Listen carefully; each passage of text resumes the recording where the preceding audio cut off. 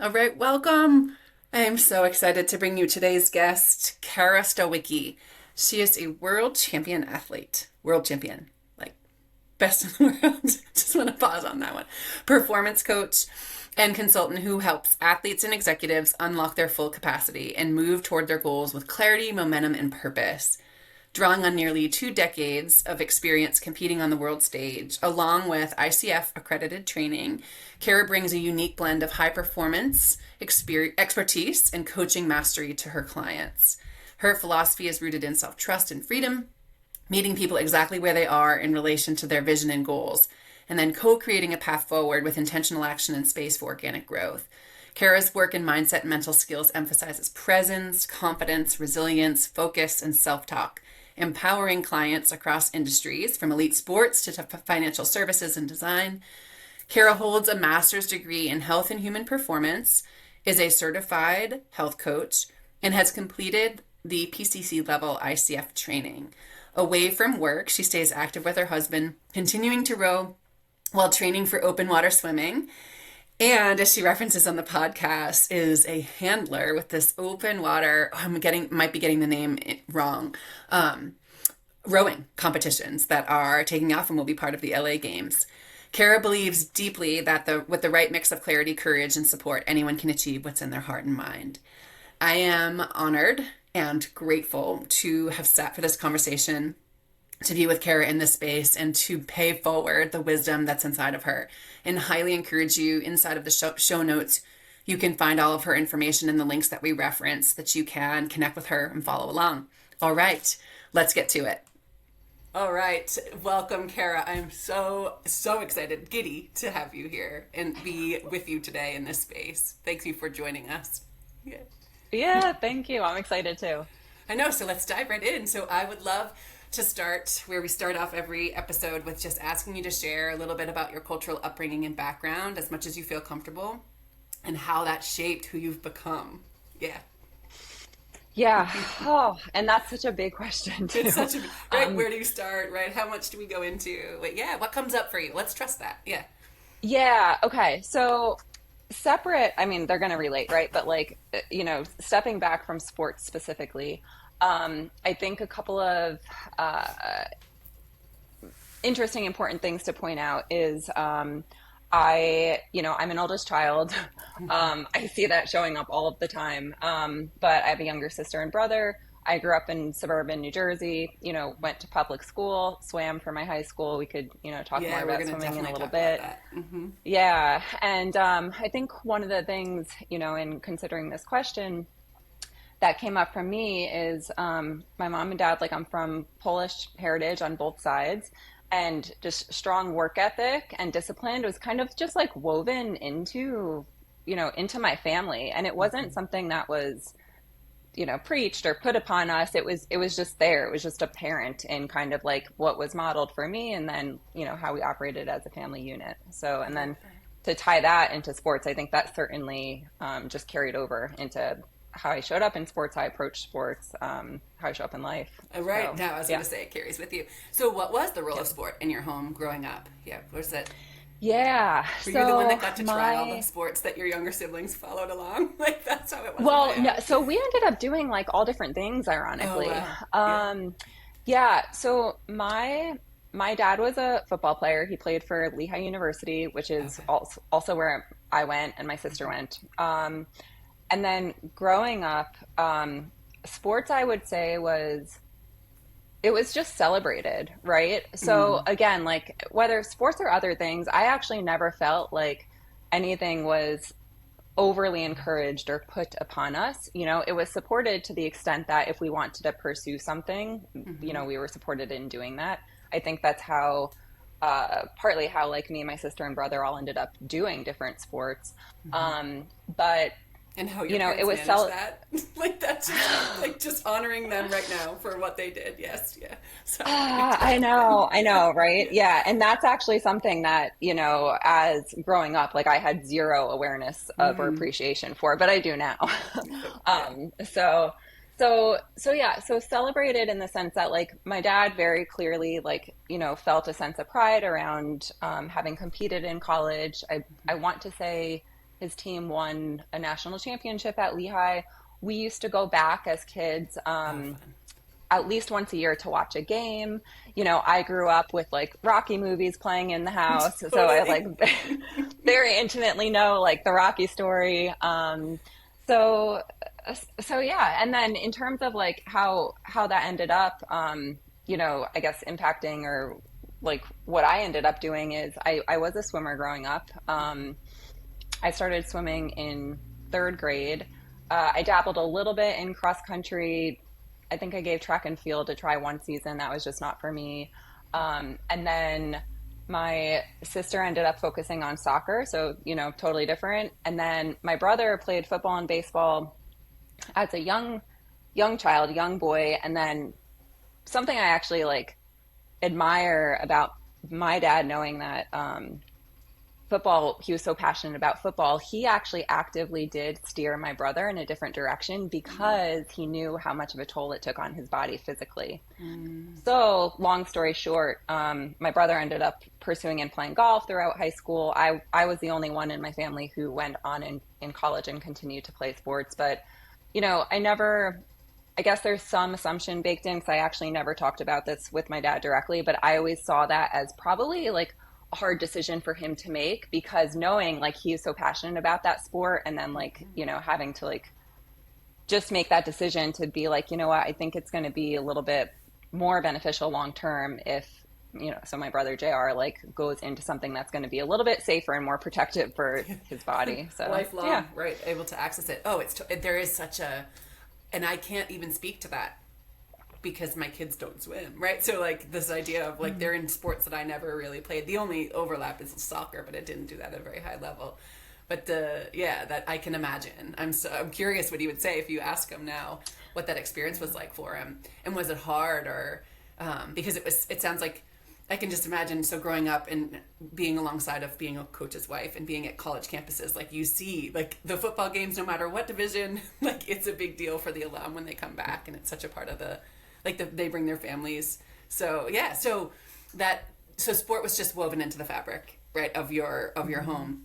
Speak to us a little bit of swim if you're comfortable sharing of when you're starting in third grade and just like did you do summer league, was it summer league only, like what did that look like, and then how did you ultimately transition right into doing what you did for how many years did you add it up? Oh God. Well, I started rowing my freshman year in college. So that was 2001. So we're at Okay. 25, you know, 25. We're going on 14 years. No. Yes. Oh my, 20, no, 20. 25, 24, 24, right?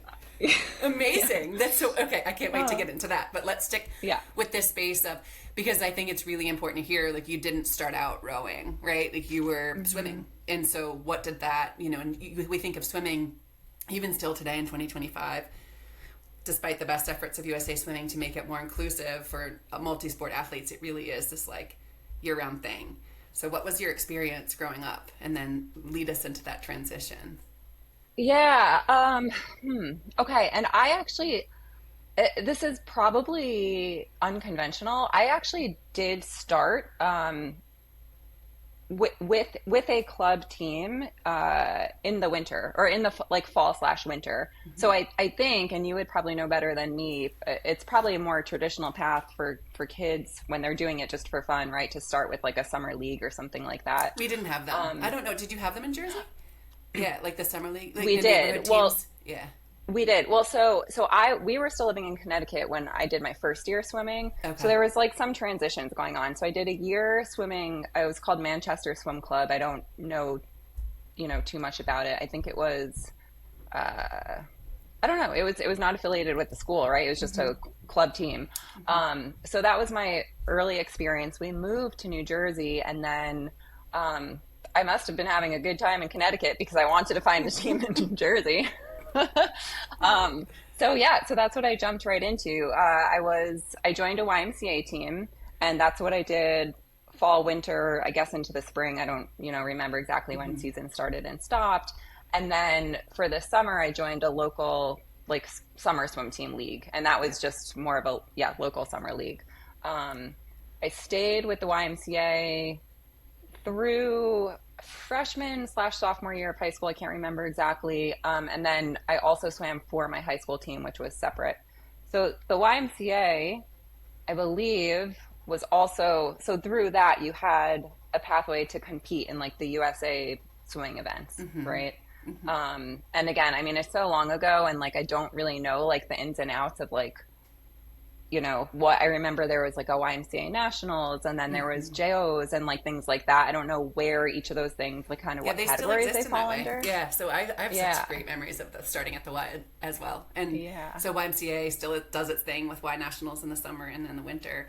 And then there is the USA swimming tracks as well. Yep, so that still exists. Okay. Just they call them different things now on the USA swimming side. But yeah, so you Okay. swam through high school.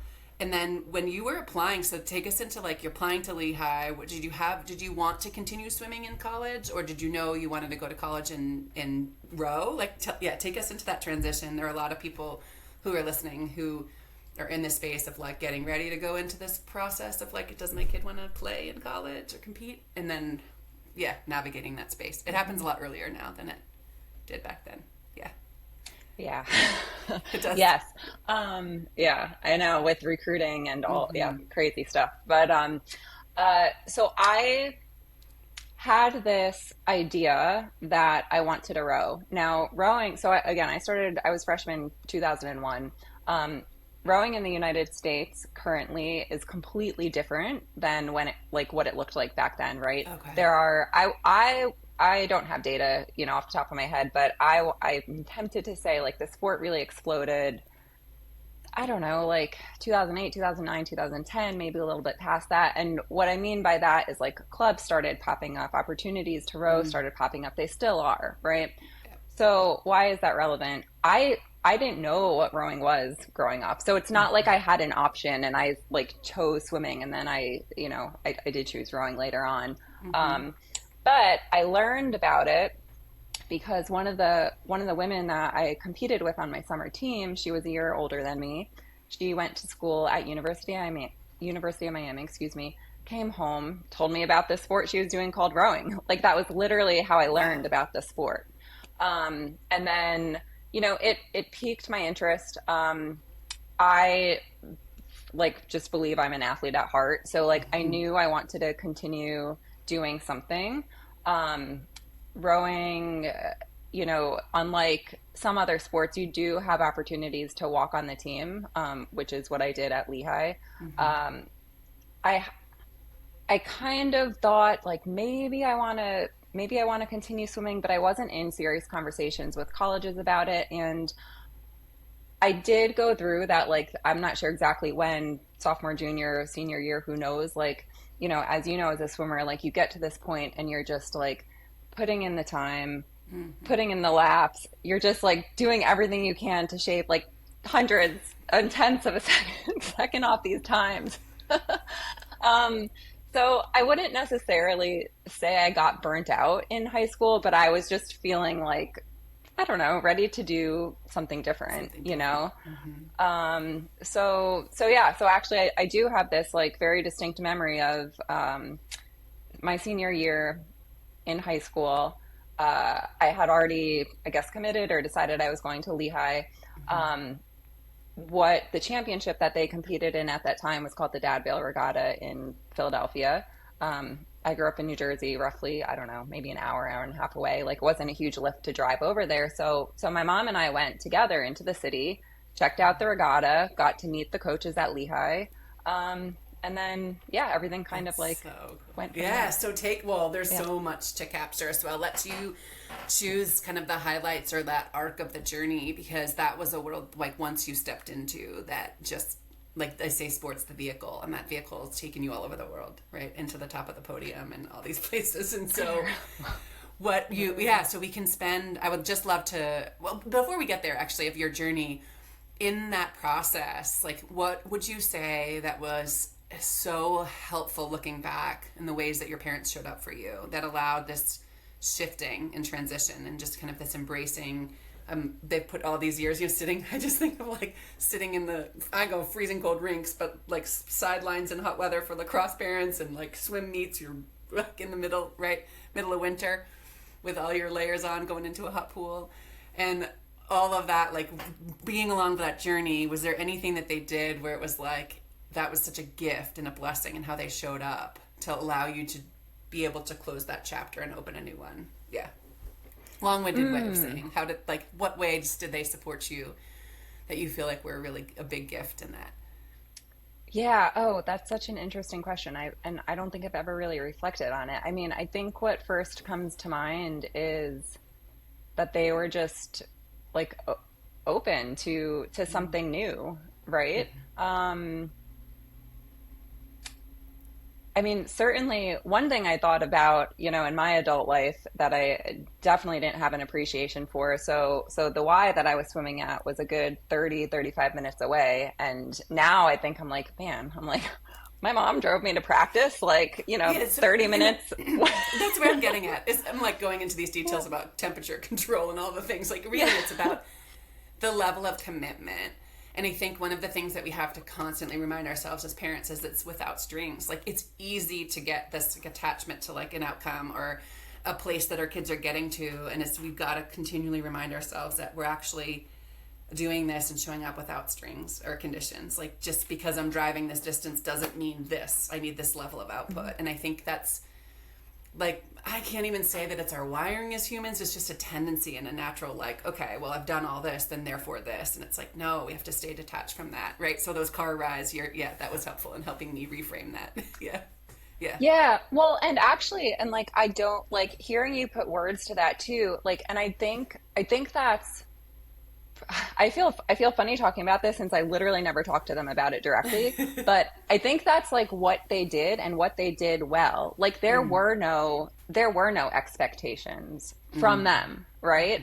Like I do back to like cultural upbringing and like those Polish roots, I do think like that focus, discipline, work ethic, I do think that's built into me. Yeah. There was nothing, I never felt like anything was imposed on me, right? In terms of athletics. Yeah. Even in terms of academics. Now, academics certainly like that as opposed to sports, like getting the good grades, right? Pursuing like trying to go to like a good make sure I'm in the frame here school. I think that was a little bit more encouraged than sports was just kind of like that additive. And then back to just like that openness, and you asked specifically about transitioning Yeah. into rowing. um, they they were there, they were open, they were curious, and they were part of it from the perspective that like they came to the races, enjoyed them, and one thing too I think I've increasingly gained appreciation for is when I look back, either kind of like accidentally like photos show up or with intention.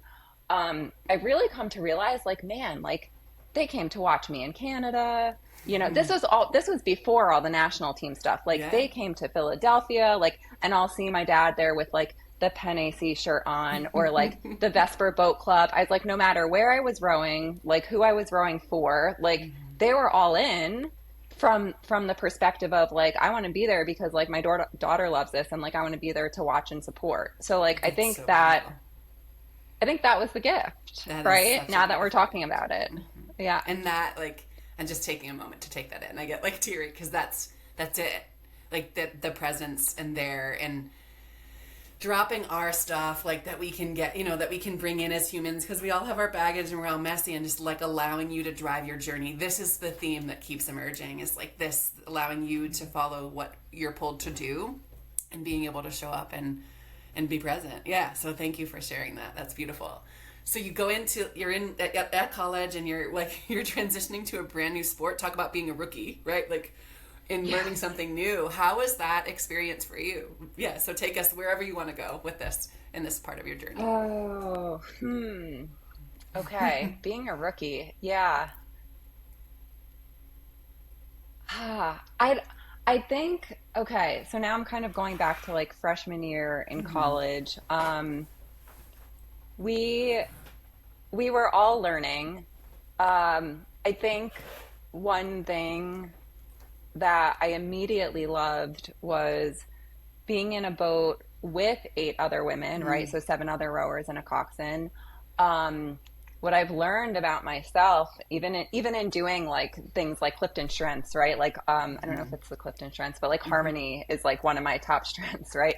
So Oh I've no way! learned That's that so, like that does not surprise me, and also that's beautiful. Thank you for sharing that. yeah, yeah. And so like as I've learned these things about myself too, I'm just like, oh, that makes so much sense, right? So like one Hmm. thing that I never really loved about swimming was just like being on that block by myself, right?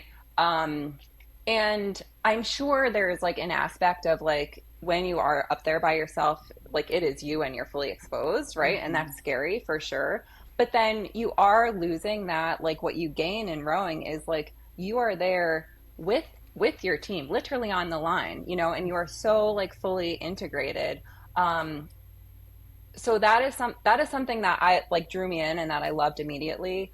Um, and then I don't know if I necessarily like gave much thought to like being new or being novice or being a rookie. And I think because all of us were, you know. Gotcha. So yeah, That yeah. makes sense. And how many, as you're talking about rowing, I'm like, how many cliche statements are there about like we're all in this together, rowing in the same direction in the boat, right? We hear that in just like general public, like people that have probably never been in a boat to experience it, but it's just imagining what that feels like when you're in the boat and rowing together, and that connection and the synergy that you can create when you're So really, so that's amazing. So you move through Lehigh. Did you know you wanted to continue after with rowing? Um, Okay, can we pin that for a second? Because Yes. as you were talking about, this is just like so strongly coming up for me now as you were talking about that synergy. So, like, I want to share because it's relevant to, I think, teamwork and team sports generally, and just common goals. So, to make a boat go as fast as possible, like, you are giving to that boat, you are giving to your crew, you are giving to that boat, right? And I think that that's such an essential element that a lot of I don't maybe this is not a generalization I should be making, but I think just it does get missed, right? So like it's not about you the individual, it's not about the person in front of you or behind you, it's about like the boat as like a thing, as a unit, and about what you can give. And if everybody is directed towards like giving to that boat, like that's ultimately like what's going to make that boat move. So I do think that is something that can be like That's so applied. powerful. Yeah. We could just, in pausing here, it's like there's so many pieces to that because I think culturally it's in Jonathan Haidt's book, like others that have, I don't know if you've read that one, The Anxious Generation, and others that I've read, and I like the individualization, like where we've just become so individualized, right, as a culture. And so the idea of giving to the boat brings up for me instant, like the friction of, well, I'm just going to try harder and like exert control in my space, but actually, no, hold on, we've got to do this together. And blaming all the things that will be like brought up when you're trying to get that boat to actually move, the things that we have to kind of get through in order for that to happen, and being able to put that first ahead of self. Yeah, there's so many layers there. I think that's like metaphorically too that apply to, it's harder bringing that into the individual sport spaces, and also those lessons still apply and matter, right? And ultimately the Yeah. individual performance benefits when those things are honored.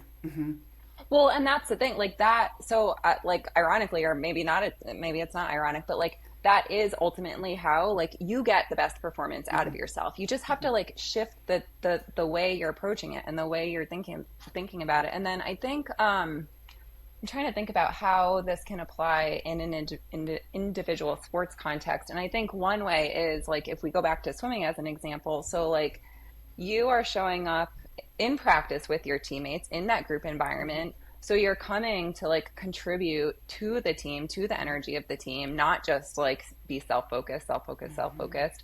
And then, and I don't know if this is like too metaphorical, but I think one way to think about it is shifting to this idea of like um kind of like releasing yourself or giving yourself like to the performance, like to the race, whatever it is.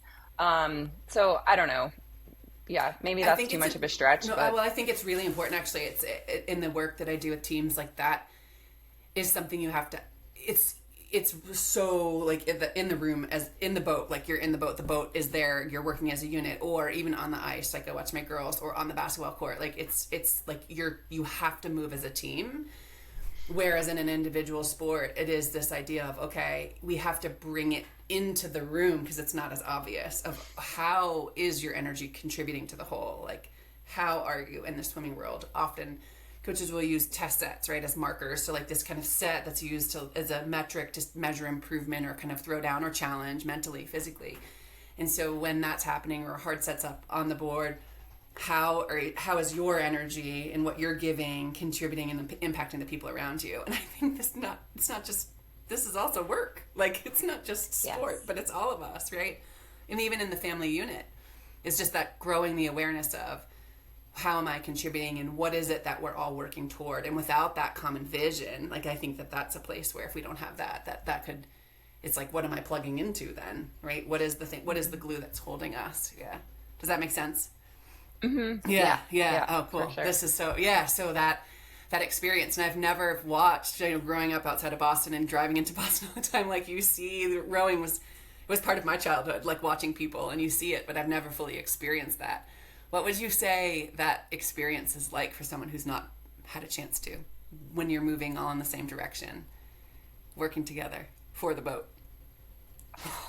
Um, Probably hard to put like in words. Yeah. no, I'm like, I mean, the word that's coming up is like magical, but then Yeah. I'm like, oh, if people are going to listen to that and be like, that's too far out there, but it is. Yeah. But having said that, that, and I think almost every rower, if not every rower, would attest to this, like, it's so elusive, right? And that is what you're working towards every single day. And you feel it. If you feel it once, like, that's what keeps you coming back. So, and it could be like, what's the word? Like mind, like frustrating too, because like sometimes, like, you're like, oh, you want to feel this, and it's not there, and it's not there, but that's what you keep working towards every single day. Yeah. People talk about that, like, quote unquote perfect stroke. Like, I don't even know if that exists.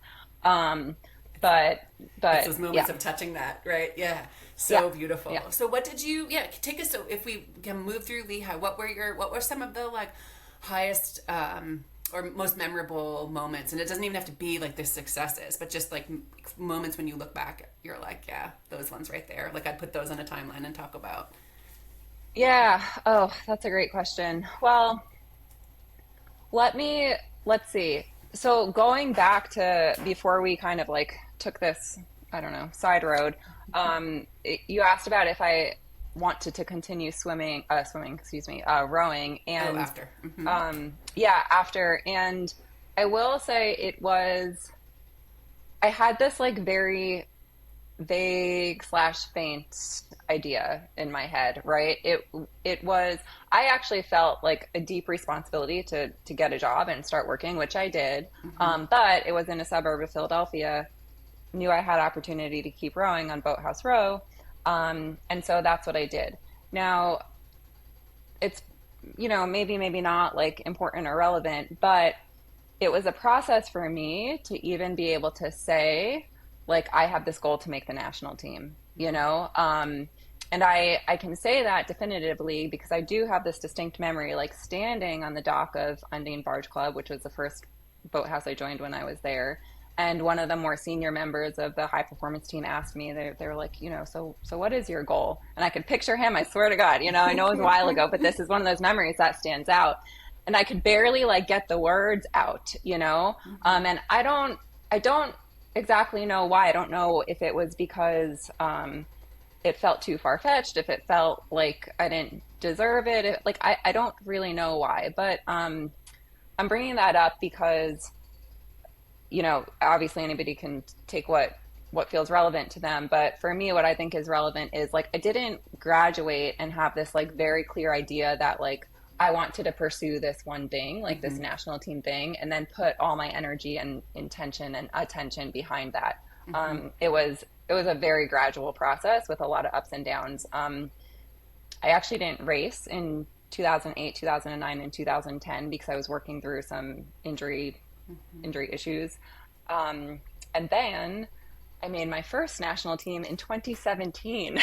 So this was like 12 years after I finished undergrad, if you can believe that. Yeah. Yes. Yes, but so Yeah. like hearing that, so those of us that are listening, like listening to that, because that, it feels like, at least it's this like earlier and earlier we hear this like earlier and earlier push to specialization, and not necessarily specialization, but commitment level of, if you're going to do something, the commitment levels, the difference between like a town and then the club level, if your kid wants to pursue something at a higher level, is like, short bit of time, or like all year long. It feels that way. I'm using generalizations, and so that's happening earlier and earlier, and then it's like, okay, the goal is what, and it really feels like landing in college, or those that want to go pro, and they know that already. And so this is just, I love, and you've mentioned in your story these moments of expanders, and this is a term that comes from Lacey Phillips and To Be Magnetic in her work, but it's like it's her trademark word, expander. I love it though, because it's this idea of people or experiences that allow us to see what's possible. And so the rower, your senior year of high school, coming back, like, here's a whole new world. This is what's possible.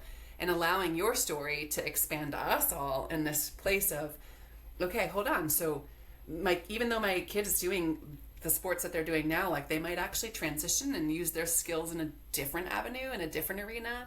And it's not that they have to declare, like my story, I'm 8 years old and I'm like, no, I want to know what it's like to be up on top of the Olympic podium. I thought first it was gymnastics. Like that didn't happen. Then it was soccer. So like the sport changed, but the dream was there. And here you're saying maybe it was in you, maybe you didn't quite know it was in you, but there was this build into like this awareness of, no, like this is what I'm wanting, and then the time that it took to arrive at that dream. Yeah, so it's so beautiful, because we can also get caught in this idea of, oh, here's what the path should look like. And that's just, I say, like, no, like, that's BS. Let your kid carve their own path. And instead of, when you hear statistics, like if someone had said to you, or maybe people did, oh, Cara, like the stats of making the national team are like only like X number % of people will do that. Like, I don't know if you ever, have you heard that though? There's with the young kids, it's like, well, why are you doing that? Or why are you like, oh, people, it's only a certain number of people or percentage of people activating. Yeah. Tell me what's happening. Like, I have a lot to say on this. So do I. Yeah. So, and I'm curious where you land. Yeah. What are your thoughts there? Oh my goodness, where do we go? There's so many things. Okay, I want to comment on, so it's interesting, like in the space of high performance, like goals are important, right? It's important to have like a vision and goals, 100%. However, in term, like using that word expander, or like, it's just interesting. You want to be able to somehow like integrate, marry the two, where you're setting goals and you have your indicators of success, right? And you do see it like a path forward that like you want to be building towards. However, at the same time, also being open to possibilities, right? Open to pivots, and sometimes, sometimes you're going to get that curveball, and that's just like a term that I've picked up in working from you. And you have to pivot, you have to go somewhere, but also like that doesn't have to be the only way, like just being open to like, yes, other pathways forward. So I just wanted to comment on that.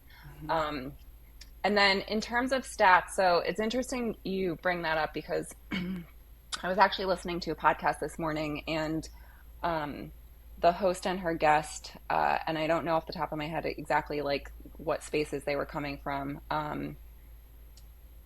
The guest was very passionate about conveying, either to like parents, and then like parents slash potentially like parents, to filter down to their athletes, like exactly what you're talking about, the likelihood of, quote unquote, making it in whatever capacity that is.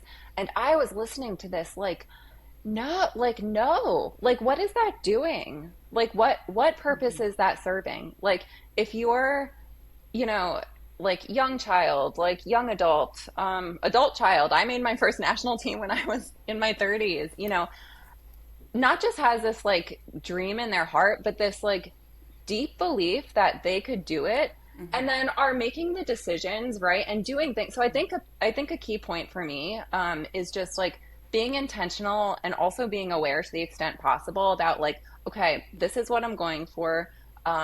These are the decisions and the steps I'm taking. And going into it with the awareness of like, okay, if I'm going to pursue this path rowing, for example, yes, that means like I am, like I have a interesting relationship with the word sacrifice. I didn't always feel like I was sacrificing things, but basically, like if I'm going to pursue this path, then it means I'm not necessarily going to pursue, X, Y, and Z. But going into it and doing that with just with like a clear mind, and understanding and intention. Like what is wrong with that? Is there something wrong with that? With you. I think you're nailing the differentiation. Like the idea that we just assume. I don't know. I can't even speak. I need to actually have a conversation with someone who believes that that's important to tell their kid, because I don't quite understand it.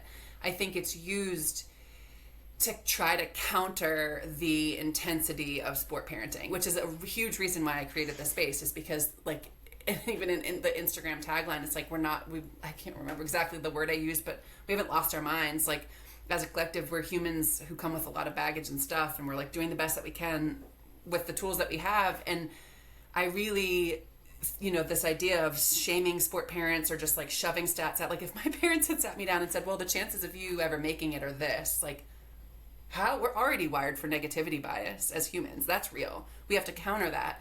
The world is hard enough. Why not let a dreamer dream? The friction, I think, is when you have someone that's expressing. And this conversation popped in a talk with Dr. Stamatis, who researches mental toughness. So he talks about these 3 pillars, and he talks about purposeful and intentional. Right? Nailed that. You just check that box. Is there purpose and intention to what I'm doing, which means that it actually has to come from a space of conscious choice, not I'm doing this out of fear, I'm running from something. Like that's not purposeful. That's a fear-based reaction, right? Or I'm avoiding something. So there's an intention there, command. Then there's this alignment of the actions, which you just spoke to too. And so here's my goal, my stated goal is this, like am I willing to do these things? And if I'm not, it's okay.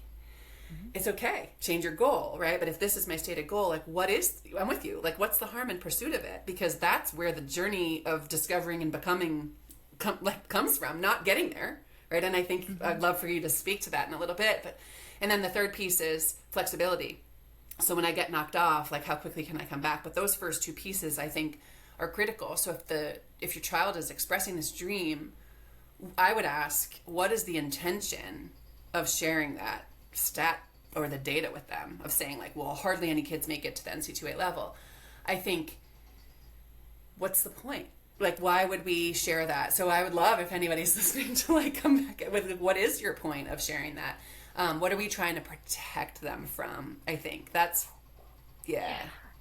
Well, okay. So I think this is along these lines. So in prepping for this, one and okay, so I think what I was gleaning from this conversation I was listening to this morning was, yes, protecting from potential disappointment. And actually, in terms of, I can't remember how the question was worded, but like what permissions like would you, I don't know, suggest or give to parents? And then also too, like I'm not a parent, like so full disclosure there, but one thing that I would offer to think about is permission to let your kid, no matter what age, feel disappointed, feel Yes. hurt, and experience that like wide realm, wide range of emotions. That is where the growth is. It's where the growth is, but then it's also like, and I guess this is growth, like how you get to know yourself, how you get to know like what you value, what you're good at, what, like all of those things. Yeah, it is. So as Yeah. you're talking, it's like, this is like things are clicking for me in a way they haven't before in this question, because I usually get hijacked with this question. And I'm like, if I just go back to my parents allowing me permission to dream, and my mom being like, of course, like go for it, we support you. But like then like when I want to not go to practice, she's like, you committed to the team this season, you need to get to practice, right? So this idea of like that's it, right? I'm only gonna do this if there's this guaranteed outcome. Well, like that's not life. And that's one of the tendency, that is one of the, I see that in all spheres of the high performance work, is like coaching and consulting. walking alongside of people. It's like, is it worth it? If I don't get there, if I don't get that desired outcome, was it really worth it? And that is the question we have to ask ourselves, like, what's worth doing in pursuit of it? Like, it's because the id, and maybe we do pause here because I've shared my story before of standing atop the podium. So you not only make a national team, but, and I know I'm like condensing a lot of years, a lot of work, and a huge part, like your story, but you stood there too. And so you get there, like, you not just on the national team, but become a world champion. And so, right, it's like, will you breathe life into that in that moment? That that that was a special moment. It was. Now I'm gonna get like emotional. Um, you know, the first thing I think about is like my family, and I have videos, so that helps me like picture them. But also like when my when my mom and dad like talk about it, they're like, "You have to understand, we were like, going back and forth in the stands." So in that race, it's really bizarre to think about because this is unique. This is not representative of like how I raced, and I hope this doesn't come off of as like having just this like huge ego, which I don't. I just had so much like faith and trust and confidence in mine and my partner's boat speed that the entire race, start to finish, and we were not ahead until maybe like the last, I don't know, 750, 500. We were tailing Italy. Um, I just felt like I knew that we were going to get it. So I bring that up because as my like when my mom and dad relay like how they were just like on pins and needles, and then when I watched back the video of the race, I was like, oh, it actually was really close. So like I don't know what in me was just like, we got this. Mm. But yeah, Deep no, that was such a self-trust. special, Hmm. yeah, Deep yes, self-trust. well, Hmm. yeah, Hmm. yes. So that was such a special moment, of course, because they were there, my husband was there. And so my dream was, it was never about the gold medal. That always felt like it was going to be the cherry on top. There was something in me from when I was a child that I wanted to stand with the American flag and hear the national anthem. And yeah, I got to do it. And, maybe because it came later in my career, but, like it was what I wanted, like it wasn't, I didn't have that, like, and I know a little bit about your story, what you've shared publicly, like I didn't have that flip side of like standing there, like some people talk about standing there and then like feeling this emptiness on the other Hmm. side. um I think I had a couple of early experiences in sport that shaped my understanding of like what that moment would potentially give me. uh so yeah, it was like fantastic. Yeah. Amazing and beautiful. And so, yeah, the unfurling of all of that. And, right, when you look back, the drive and the desire of knowing what that would feel like, it's like that idea that you had to get there to make it all worth it. So I know it's hard to do, but if you take that piece out, your journey in rowing, like, would you still go back and do it? Like, if you took that one um moment out, would you still do what you did? Oh, that's a hard question. Yes. I mean, yes, Yeah. 100%. Yeah. Yeah. I think I just got momentarily like sad if I had to like Yeah, not yeah, have that no, it's moment. still there. It's still real. It's still there. Yeah, this idea of the Um, pursuit of it, right? I think that's because we're coming back to that, like where we both get activated with the stats. It comes back to this idea of protection and a need to have this kind of guaranteed outcome that my kid will be named to a national team, get to experience this, be on top of the podium, or be, if we go outside of Olympic sports, make it to the leagues, right? Make it pro. And it's like understanding, maybe it's also like more of a stat piece for parents to filter, of this idea of, okay, like when you're making intentional choices, like, is it necessary for your 8-year old to be doing all the things that they're doing? Maybe that's the intention behind the question, but I haven't quite figured it out. Or that statement of being able to keep the data in mind when we're already, yeah, I feel like we need more dreamers in the world, more dreamers and yeah. people that, permission for kids to follow that dream and nurture it for whenever it comes alive in them. Yeah. Well, and then is it too related to protecting, your athlete, your student athlete, like protecting them from the disappointment? or kind of like infusing some, I don't know, like reality into what they might or might not be thinking, or I'm sure there's like other pieces for certain parents where yes, they're feeling like there should be a specific outcome if like me, my family, my child are going to sink all this time and energy into it. But um like independent or maybe regardless of that, like what I will say, um sport, like, and back to like was it worth it? Like it will break your heart. You Mm-hmm. know, like I was heartbroken many times in multiple contexts, and that sounds like so strong now, but it's so true, right? And I would imagine like you can attest to that too.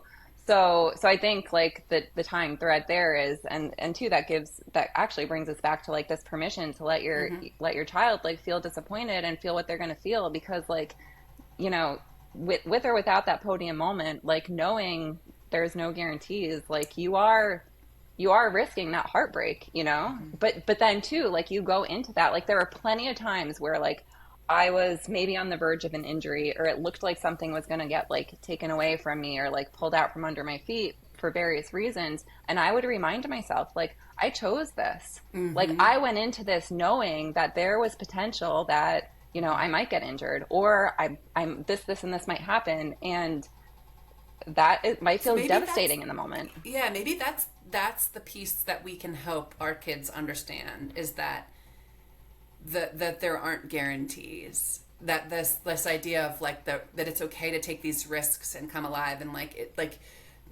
yeah, I've got to work this one. I'm like processing in real time and digest this. Like I do not think it's helpful for us to be adding to the negativity bias, the doubt, planting seeds, closing doors, and literally like writing the ending to a story by shutting a door that hasn't even happened yet. Like that just feels unkind, and it feels like an overreach of this defensive pessimism of let me just do this and show up this way to, maybe I'm misusing that term, but that idea of I'm going to protect myself from feeling disappointment later, right? Like if I'm pessimistic now, and give them the chance to go for it. And maybe as they get older, this would be a good question for one of my colleagues, a psychologist, child and family psychologist, who could help like age appropriately of understanding that there is risk, that there aren't guarantees, right? That, yeah, I think going back to the school piece, that was always the comment in my home was, you're one injury away from sport being done, so academics matter. Like that was kind of the like,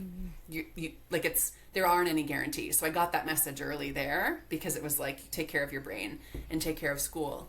So this idea of it's okay, and it's bringing me into the space of vulnerability, right? What is vulnerability? It's that emotional exposure. Okay, it's the risk and uncertainty. And my gosh, if we can help our kids cope with that discomfort, like, and use sport as the opportunity, knowing that all three of those things are right there, then how incredible a gift and a skill, regardless of where it lands them, but that they're able to tolerate that discomfort and do the things that light them up anyway. Yeah. Mm-hmm. I'm like workshopping this in real time with you as you share things that are resonating, yeah, deeply. What do you I'm with think? you. Yeah.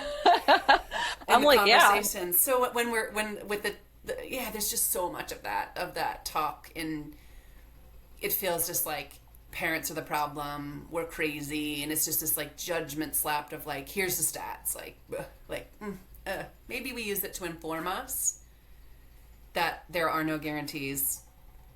And I think I maybe shared this on my solo episode, I can't remember. I'm not a huge fan of stats, given like where I came from and me making it right, and also my daughter's heart surgery, which is a totally different arena. But like the stats there, I'm like, stats can just shove themselves somewhere else, because like I'm gonna stay open. So maybe we take from all of this what you labeled as like that permission to keep, how'd you say it, hold space for what's possible. So like that's our gift to our kids, Yeah. like hold space for what's Yeah. possible. Yeah. Yeah. So yes. And yeah, and two, like maybe I don't know, like as you were talking about that too, like words like faith and Mm-hmm. optimism were coming up for me. So maybe there's, right, like we're not, I don't think we're talking about um ignoring stats that are relevant, or just kind of like turning our back to them, like not necessarily in a sports context, but like, right, you brought in the Mm-hmm. context, right? Like, But then hopefully I don't know, maybe it's like a case where like, your faith in yourself or the universe or whoever, or just like this sense of optimism can just kind of like Yes. outweigh that to just keep driving you forward. I feel I like don't we know. need I'm kind more of of like that. talking off the cuff right now.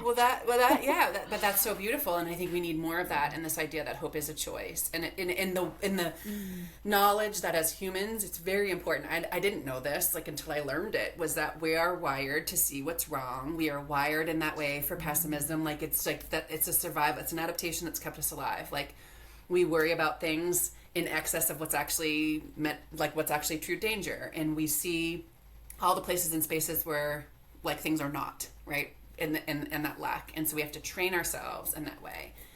And so yeah, this idea, it's not to discard the reality that there's no guaranteed outcomes, but what if we could embrace that vulnerability like those three pieces? What if we could do Yeah. that and help our kids do that? So okay, so I love the little like tangential rabbit holes that we're climbing down. So take us into, so this idea of, sport parent podcast, your experiences. I mean, you've had so many, and I think that one thing that's coming up for me to ask you now, I know I didn't send it to you in the questions, is just like, how did you cope? Like, what was helpful for you, and what was support? What did support look like from those people that were around you, your care team, when you were navigating some of the more difficult moments? Yeah, what was anything you want to share from there that we can maybe take away? Yeah, interesting. I actually think I internalized, or like maybe it's not internalized, but just like kept a lot to myself for a long time, quite frankly. Um, Writing always helped. I had never had like a solid journal practice, but I've been writing like forever. So, just like periodically. So I, like, as you know, like I started a blog in 2015, and initially it's evolved and changed since then, but I was committed personally to like publishing once a month. So just that was a way to kind of like process and work through experiences. Um, Certainly like learning and putting language to certain things.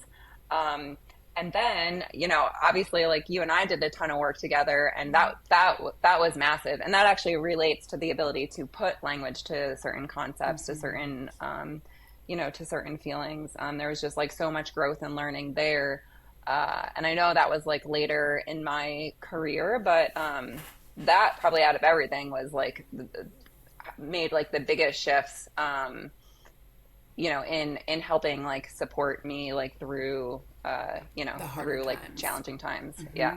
Yeah, and speak to, if you will, like this idea of, so for parents that are listening, I want to amplify what you're doing in your work, because you haven't fully stepped out of rowing yet too, so we probably need to talk about that, what the fun stuff that you're doing now. So actually let's do that, and then we'll shift to the work that you're doing in the world now, and then get to where people can find you. And yeah, I have a friend in mind, her daughters actually, both of them row, so like I will immediately be sending this podcast to her, and your work. So yes, so take us into the shift that's your, some rough water now, not flat Yeah, water. oh my goodness. And like there was a question about something like your relationship to sport now, and I was Yes. immediately like, I can't get away from it. Like Yes, yes. that was my initial reaction. Yes. So in 2022, that was the last time I competed for the US in flat water. And then I very I don't know, gradually, intentionally shifted out. I would say it was maybe like a 2 year process.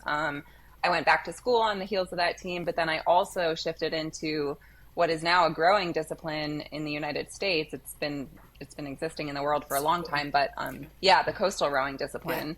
So I never basically, heard of like it till I took saw you doing it, and I was like, "What are y'all doing?" yes, Yeah, yeah. Which yeah, is, yeah. that's, yes. So, and I love that it's coming up to Bob. Like, is it present up here in New England, or is it more a This southern is so. western This is thing? going to be the first. So it's called Boston Beach Sprints is the event happening at the end of July. It's either like sponsored or maybe it's put on by the head of the Charles Regatta. Okay, okay. So partly what's kind of like spurring or prompting this surge in just events and interest is beach sprint racing in particular. So coastal rowing has an endurance component, a sprint component. The sprint component has been added to LA 28. So with that, now Yep. that's kind of like prompting this big, you know, Gotcha. push and all of the things. Um, so I raced the endurance component coastal in the coastal discipline, so not the sprint, right? At the Coastal World Championships 23, 24, and then in 24 I stepped into the role as boat handler for the beach sprints. So that the best way I've been able to describe it is kind of like part of the pit crew Yeah. for the racers. Yeah. You are in it, you are in the water, you are stabilizing the boat, you are basically like getting part of your job is to get them off the line, the athletes off the line as fast as you Hmm. can, and then you're responsible for like handling the boat, right? Boat handler, like when it comes in. I have loved this. It is so much fun. It allows you to really just like be be in that moment and the intensity that's like you know, just part of like high level racing. But then I'm not actually like the one racing. Doing it. So Well, I feel very much done with that part of my life. But yeah, this has been fantastic. So I was just with the U.S. development camp boat handling down in Lido Key Beach. Boat handled for U.S. trials also in Lido Key Beach, and then hopefully like World Championships this year were supposed to take place in Rio in October. Rio pulled out. I don't know the details off the top of my head, but right now World Rowing is working to find like a new venue. So okay. hopefully I'll have the opportunity to do it again To this travel. year. So So fun.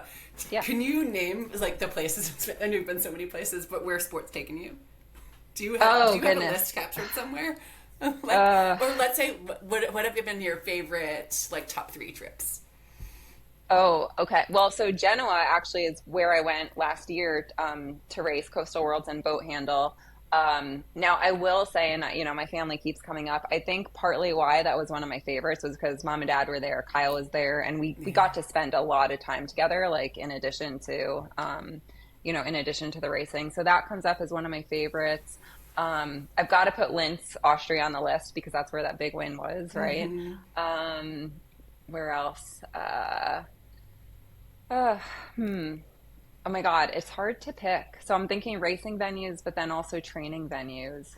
Mm. Yeah, I mean, when you count training, like I've been all over, like Right. Spain, Germany, you know, Italy. Yeah, so So yeah. Oh, and amazing. Yeah. I've got to say, this past year, places I never thought I would be. I was down in Lima, Peru for a competition, and then down in Costa Rica for another competition. So it's Take me to like, Costa Rica what am I next time doing you go. here?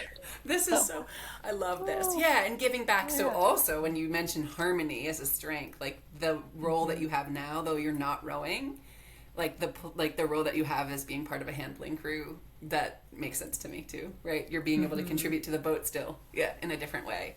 So, Hmm. so pivoting, and it's really not a pivot. It's been, well, I mean, pivot more so in the time allocation. However, you've been giving back and working with young people alongside of your journey too when you were on the national team. So if you can you talk about Be Brave? Like, can you talk about your journey and what you do in the world, and in that, like from that conversation, what I want to extract too is the offerings and way parents can find you, and also what you've learned, like being front row and working alongside of young people, and being able to support them, and even currently in supporting athletes that are still competing. Yeah, so that's kind of two part. Yeah. Yeah. Okay. So be brave now. What was initially be brave, now be brave high performance. We are going on 10 years. Can you believe that? In That's November. amazing. I love it. I know. I I love was it. like, wow. Yeah. So And I have your sticker 2015. on my water bottle, by the way. Oh, Like the best. fantastic. That I love. Like all your. Do you still have your shop? Because like that's like the I best do. swag. Yeah.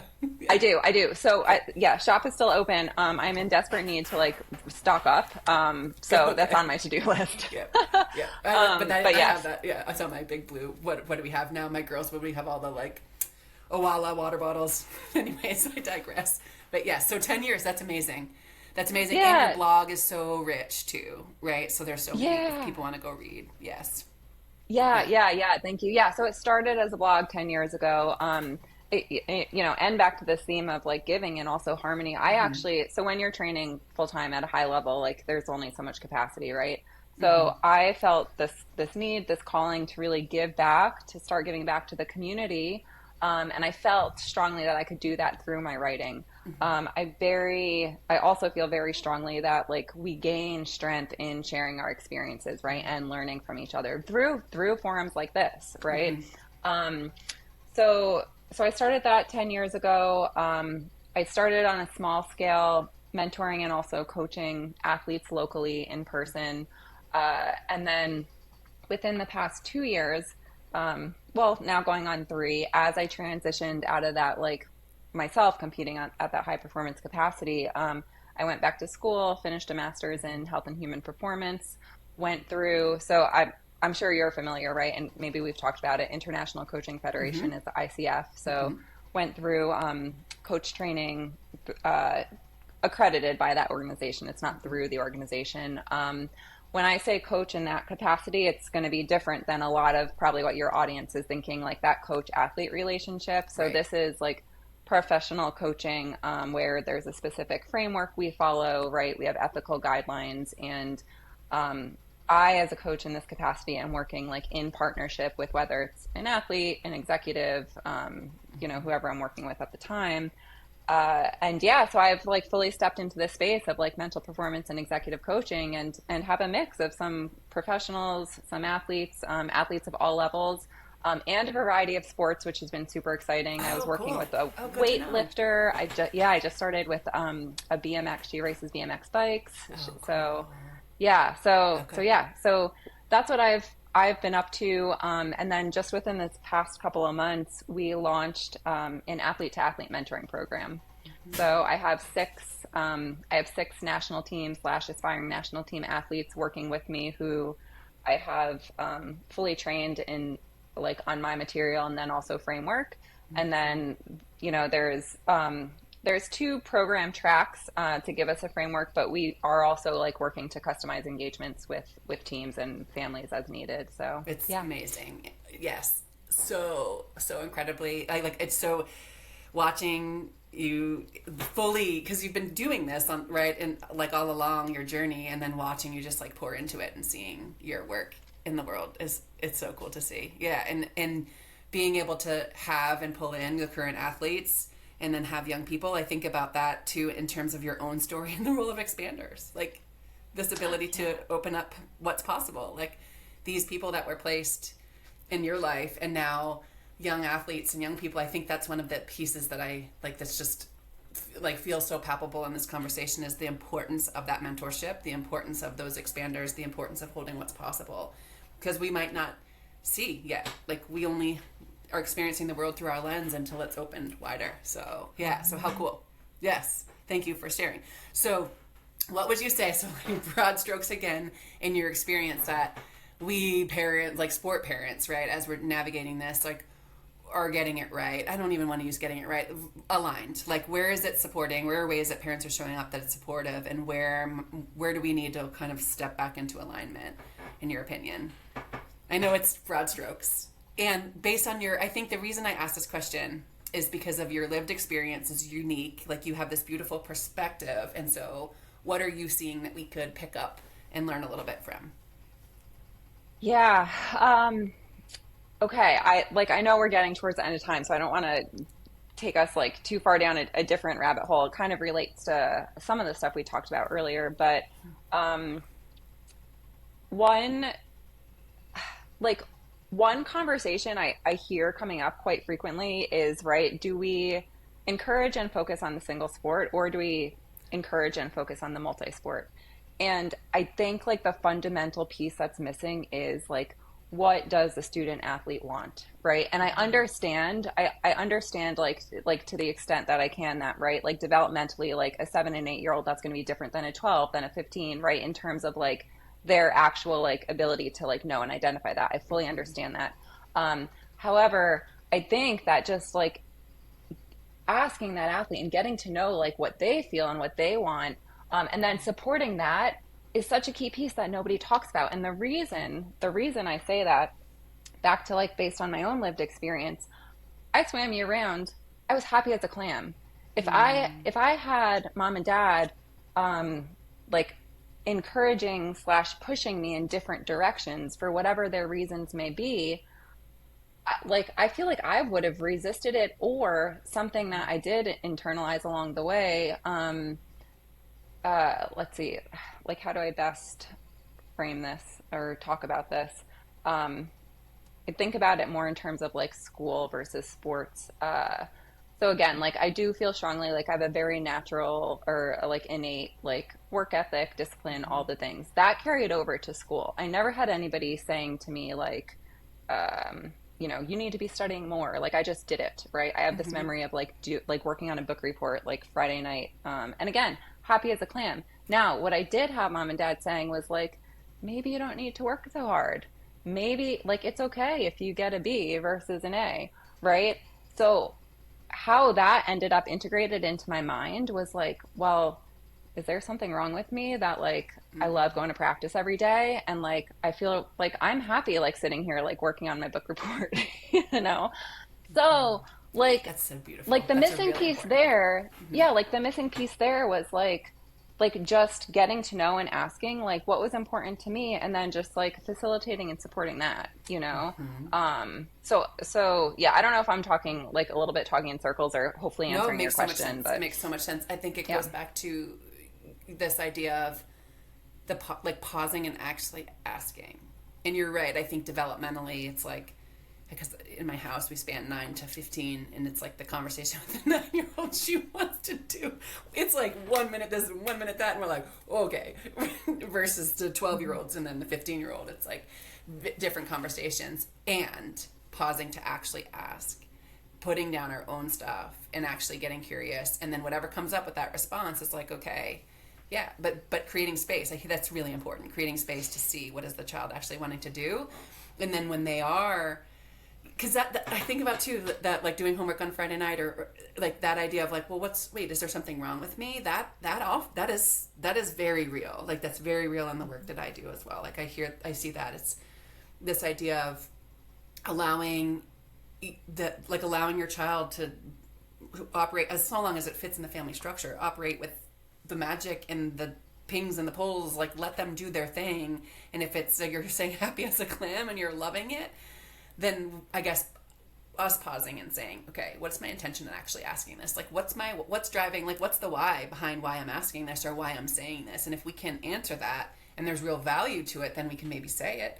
Maybe you're not socializing and developing that part, right? Like maybe it's avoidance because you're doing your homework and you're not doing it because you really love it, but like leaning in with curiosity there, I think in our own, like, why are we asking this question or saying this thing, and then asking, leading with curiosity too of, oh, what lights you up about this, and getting to know what the kid's wanting. Yeah.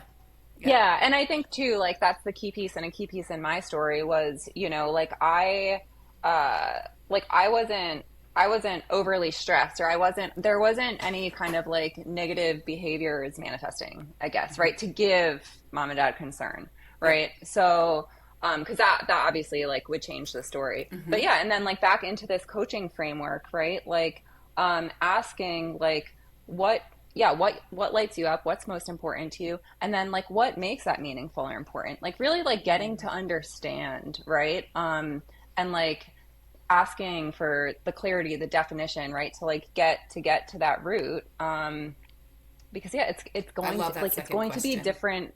It's going to be different for everybody, right? It's 100% And going to be even kid different to for kid. everybody. Mm-hmm. Yeah. Totally. No, that makes so much sense. Okay, what questions did I not ask you that we prepared for that you want to share? Oh, well, we covered a lot. I'm I I'm know we did. glancing to the side here just to take a look at my notes. Really a question to ask if there's anything that you want to share or speak to that I didn't get, that I didn't ask. Yeah. Yeah, no, I think we did it. I think I like that's so much fun. And yeah, I think like the last piece I'll just add is I think back to your last question, or the question before your last question, like I actually do feel like and see like those are pieces like parents and then just us culturally are are getting right and are improving on, but then also still have work to do, right? Like I think there is a movement towards getting to know like what is right for me, like the individualization, whether it's like a program from a programming perspective. I mean, maybe Rob like sees this, has some insight, or even just like helping student athletes, students, people like build out their toolbox to like take care of themselves and like, they're like be able to like take care of their themselves and their well-being, right? So I do think that's like it's kind of like a both and situation. Totally. And I Yeah. think that the role of a coach, like a higher, like the importance of a coach. And I love that. I'm so glad that you shared you're working with athletes of all sports, because that's something like in with my girls, like bringing in coaches, like I do this work, I teach this stuff, and also I'm mom. And I think in conversations that I have with parents, it's like, I'm oftentimes mirroring what the parents are saying truthfully, right? It's like I'm teaching new things, and there's a lot that I'm saying that's just coming from someone different. So hiring and working with a mentor, getting involved in the mentorship programs and the webinars, are those open? Like, will you be continuing those? Will that be something that parents could drop into? Yeah. Yes, They're yes, athletes. Yeah. yeah, yeah. Yeah. The first Wednesday of every month. So we actually just did one last night. Oh, fun. Yeah, Yeah. yeah. So Amazing. Wednesday, Yeah, so I'll get all the links from next you to Wednesday. drop that in, and then when we share, we'll be sure to share that, because that part is a critical piece, and I think that is a missing pillar. It's a missing pillar still to this day in club programs, in many, even in Division One programs that have sports psychology now that they're required to. There's still this like piece of navigating our inner world and asking these kinds of questions and having that kind of third space, like outside of the actual sports space and outside of home, to be able to have those conversations. So yes, reach out to Cara. Where can they find you? Yeah, yeah. Oh, so my website is carastawicki.com. So Cara. Well, are you going to put this in the notes? Yes. Maybe I Yep. shouldn't. Yep. Yeah, okay. It's all good. Yep. Carastawicki.com. And then same thing on Instagram, Cara Stawicki. That's primarily like where I post social channels. Amazing. So, yeah. I'm so grateful. Thank you so much. We should wrap up now so we don't keep on talking. Yeah. Yes. Thank you so much. Sounds good. All right.